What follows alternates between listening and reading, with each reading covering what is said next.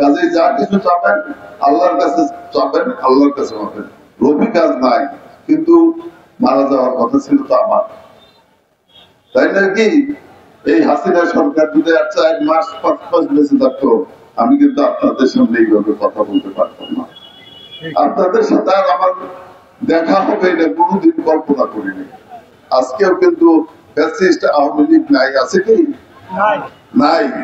আমরাও কিন্তু আজকে সম্পূর্ণভাবে সুস্থ নাই। সুস্থ নাই কেন? আজকেও চক্রান্ত এবং ষড়যন্ত্র করছে। চক্রান্ত এবং ষড়যন্ত্র হচ্ছে কিভাবে এই নির্বাচন ধ্বংস করা যায়, চক্রান্ত এবং ষড়যন্ত্র হচ্ছে কিভাবে বাংলাদেশের স্বাধীনতা এবং সার্বভৌমত্ব বিপন্ন করা যায়। এই চক্রান্তের অংশ হিসাবে অনেকেই কাজ করতেছেন। আপনারা জানেন ফ্যাসিস্টের যে যারা এখানে অবস্থান করতেছে তারাও কিন্তু হাসিনার নির্দেশে অনেক অপকর্মের সাথে জড়িত হয়ে যাচ্ছে এবং এই দেশে একটি গণতান্ত্রিক ব্যবস্থা চালু করার পথেও বাধা সৃষ্টি করছে, যাতে নির্বাচন না হতে পারে। আমরা ঐক্যবদ্ধ থাকি। এই বাংলার স্বাধীনতা, বাংলার সার্বভৌমত্ব, আমাদের মুসলমানদের ইজ্জতকে বিনষ্ট করার জন্য যারা চেষ্টা করবে, আমরা সকলে ঐক্যবদ্ধ ভাবে ওই ষড়যন্ত্রকারীদের বিরুদ্ধে ভেঙে কান কান করে দেব। আজকে বিভিন্ন জায়গায় বিভিন্ন খানে আপনারা দেখবেন আমাদের মধ্যে কিছু লোকজন ঢুকে পড়েছে।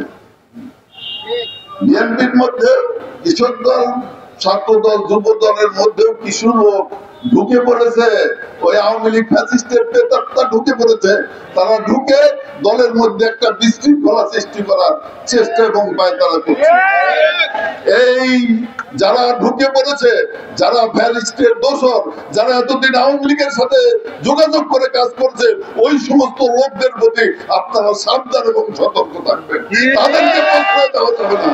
তাদেরকে যত প্রশ্রয় দিবেন আপনাদের ধ্বংস কিন্তু আপনারা ডেকে আনবেন। কাজেই তাদের প্রতি সজাগ দৃষ্টি রাখতে হবে, যাতে কোন ক্রমে তারা আমাদের এই অর্জিত ফসল, এই গণতান্ত্রিক ফসল যেটা আমরা গড়ে তুলতে চাচ্ছি, যে গণতন্ত্রকে প্রতিষ্ঠা করার জন্য এই দেশে হাজার হাজার মানুষ প্রাণ দিয়েছে, যে গণতন্ত্রকে প্রতিষ্ঠা করার জন্য এই দেশের মানুষ অঙ্গ হারিয়ে আজকে হাসপাতালে আছে। কাজেই সেই রক্তকে যাতে আমরা বিধান যেতে না দেই, সেদিকে আমাদের সজাগ দৃষ্টি রাখতে হবে।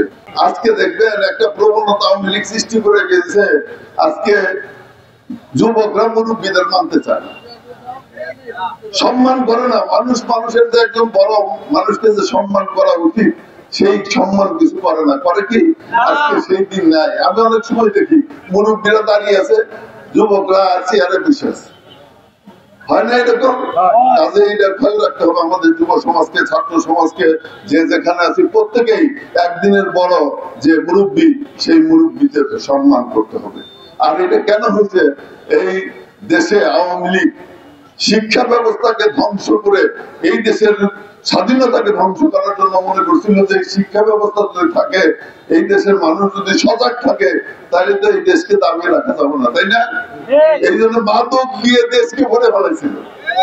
প্রত্যেক জায়গায় মাদকের অপব্যবহার করা হয়েছে, মাদকের ব্যবহার করা হয়েছে।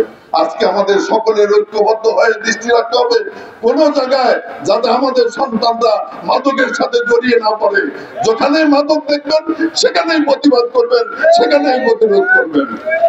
এইটা যদি আমরা করতে পারি, তাহলে আমাদের সমাজটাকে গড়ে তুলতে পারবো, আমরা দেশটাকে গড়ে তুলতে পারবো। আমাদের যে আকাঙ্ক্ষা, যে আকাঙ্ক্ষাকে আমরা ধারণ করে আছি, সেই আকাঙ্ক্ষাকে বাস্তবায়িত করবো।